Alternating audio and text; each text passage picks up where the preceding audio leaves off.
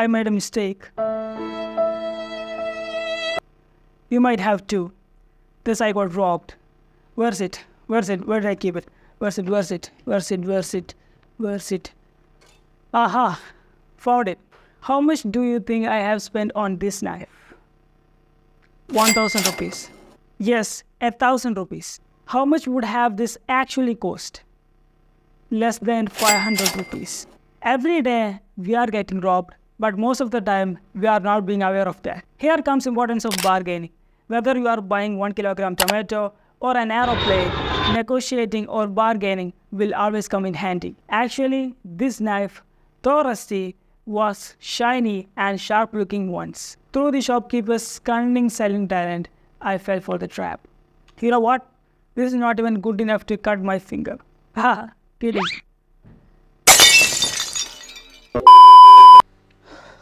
So in this video, I have 11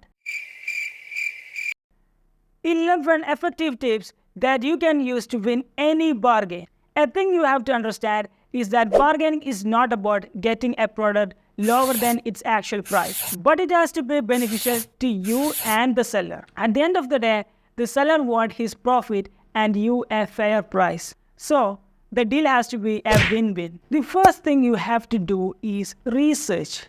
Before doing anything, before going to buy anything, do your research. How much a particular product or service is valued in the market, so you have an upper hand even before you enter to the bargaining process.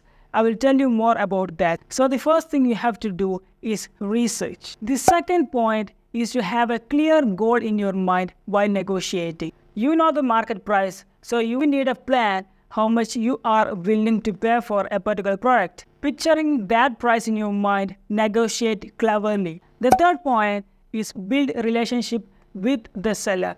Don't go harsh on him. Be friendly, be polite, don't fight for it.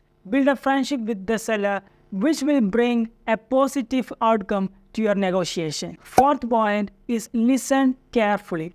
Okay, negotiation is not just about you, it's also about the seller, like I told you in the beginning. So you need to also know what is other person's objective, other person's ground, so that you can negotiate effectively along with other person's wants. Fifth point is highlight value. Tell them how they are going to benefit by negotiating with you, by accepting your proposal, your price. A negotiation should never seem like you are telling your problems alone, but you should also be ready to hear others and make necessary changes and highlight the benefits others are getting through your negotiation. Sixth one, be silent. After clearly having said what you have to say, remain silent.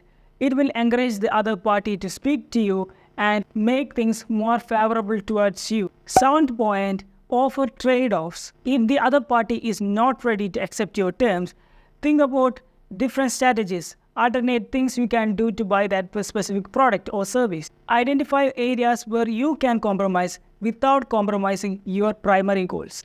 Eighth one, be very objective.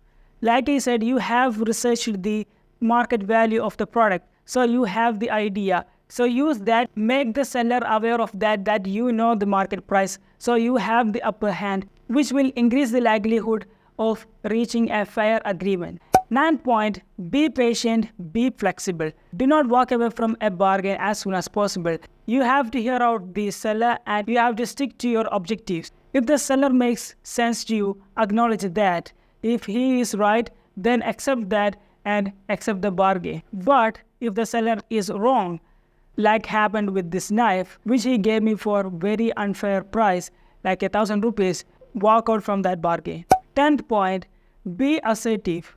Don't give the upper hand to the seller, instead take it yourself. But never be aggressive. Be respectful, be professional, and be assertive.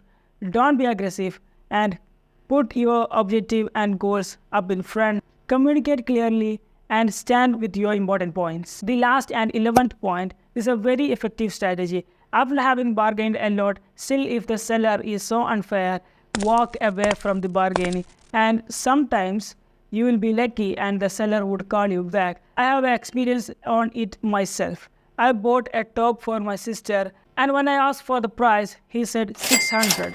which was so unfair. I know the top would cost like 400. Since I don't want to buy that for a 600 rupees, I gave the top back and was walking away. That's when the seller called me back and gave it for 400 rupees. So it is an effective strategy to walk away from a bargaining if the seller is so adamant and is so unfair. Remember that effective bargaining comes from experience and practice. Using these strategies on correct contest, you have a higher chance of winning a bargain. Thank you so much for watching. Do consider subscribing. I'll see you on next video.